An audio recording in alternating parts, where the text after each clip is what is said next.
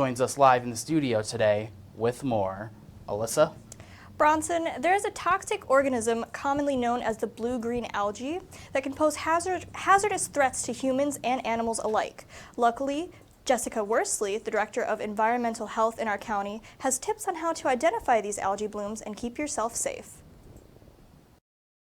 Blue-green algae is the common name of a species that science recognizes as cyanobacteria.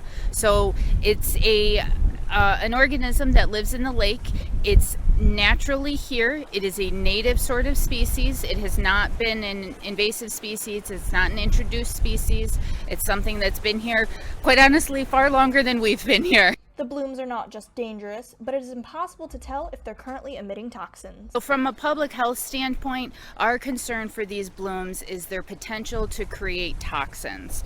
And the problem is that when the blooms exist, if they are creating toxins, there's not a visual cue for us to recognize if something is creating toxins or not. Even though the name alludes to the bloom's color, they're not always blue-green. The coloration can really be very different. It can be that sort of iridescent-y blue-green in a like spilled paint on the surface of the water. It can also just be a thick green throughout the entire water column.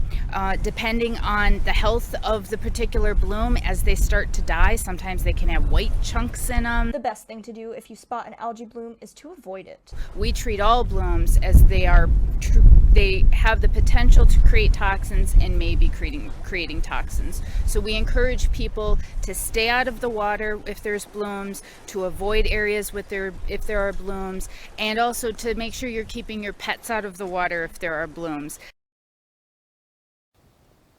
If you notice a suspicious bloom, the health department encourages you to take a picture and submit a report to the website bluegreenalgae@health.ny.gov and contact your healthcare provider if you're experiencing symptoms that might be related to this algae.